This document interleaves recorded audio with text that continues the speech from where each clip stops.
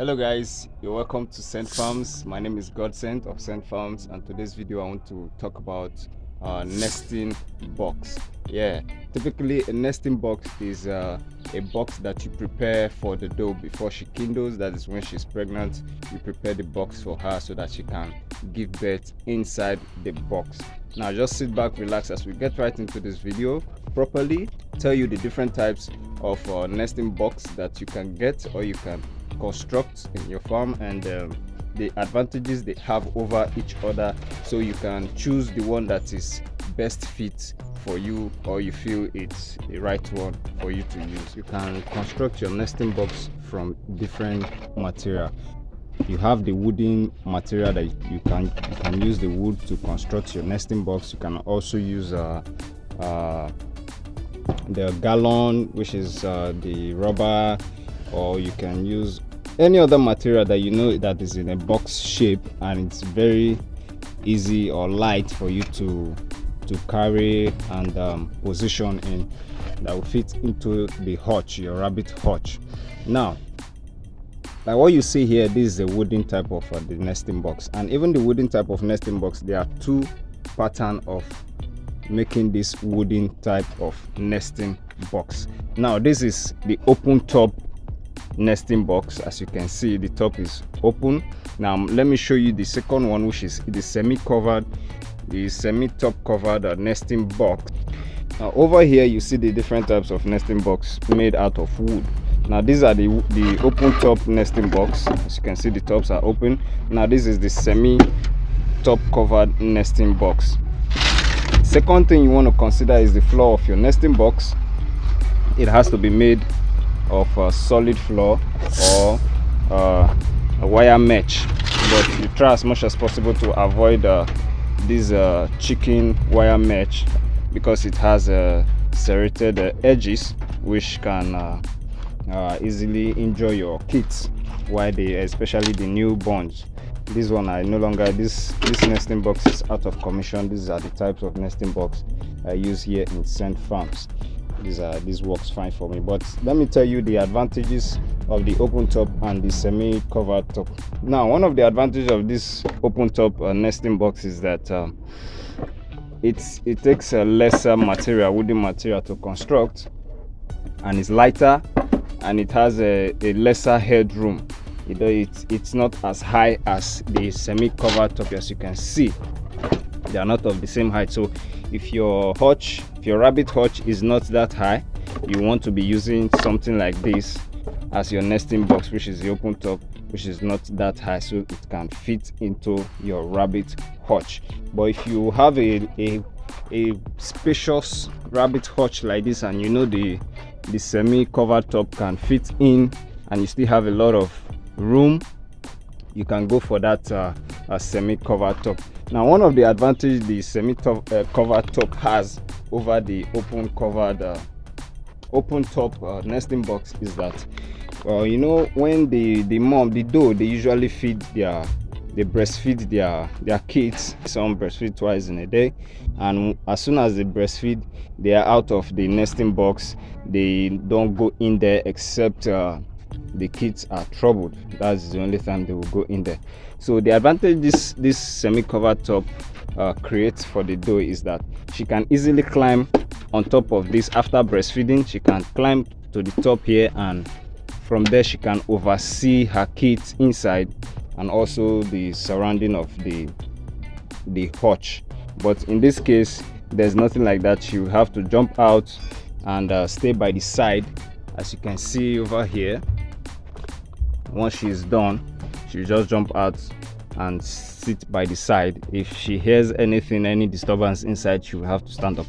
But with the semi-covered top, she doesn't have to raise her head. She'll just look down on the kids to see how they are doing.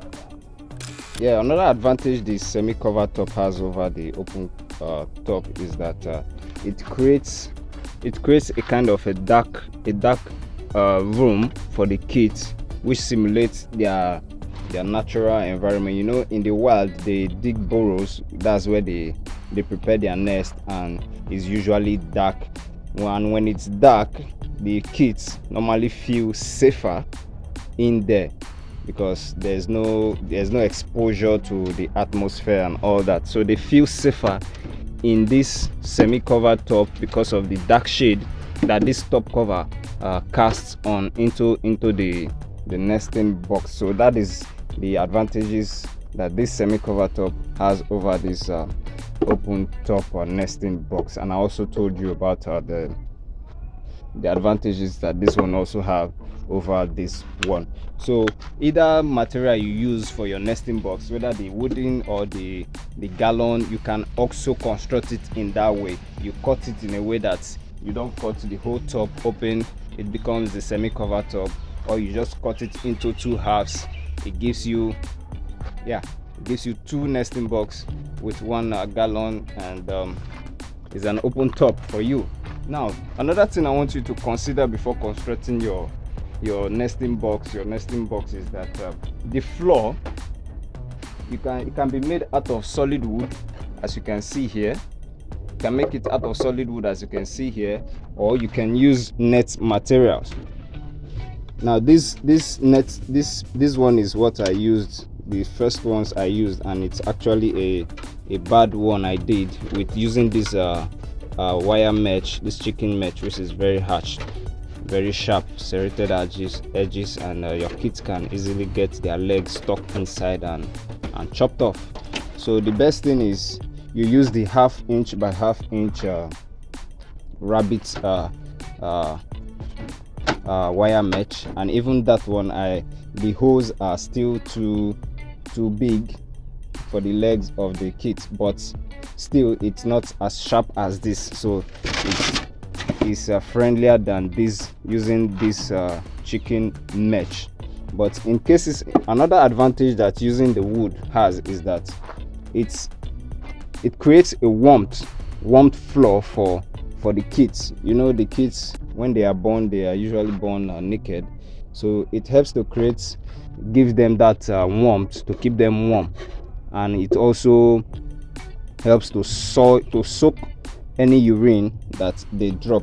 Though the netted bottom, it helps to dispose poo and urine faster than the solid wooden floor, but there's no much warmth here compared to what you get here, because the air that will pass through the bottom of the cage will easily pass through the bottom of the wire mesh to touch the kids.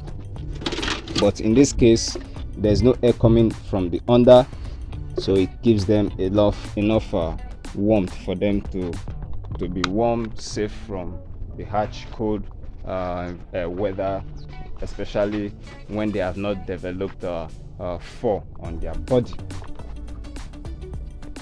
Again, the last thing I want to talk about the nesting box, regardless of the type of material you use to construct your nesting box, or the type of shape of nesting box you are going to be constructing, you have to put into consideration the height of the side of the nesting box.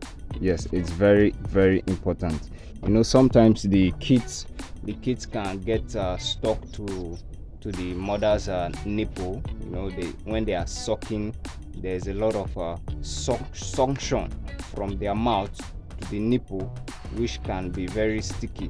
Yes, it can be very sticky. They can hold to that nipple. Not all kids though, but some of them, they can hold to that nipple, and when the mother wants to jump out, if that kid is still suckling, she might jump out with the kids still hanging to the nipple. So if you have a well-heighted side of nesting box like this, by the time the mother is jumping out, the edges will serve as a blockage or a barrier, such that her abdomen will just scrape through the top of the side of the nesting box, and in that way it will block the kids from coming out with her.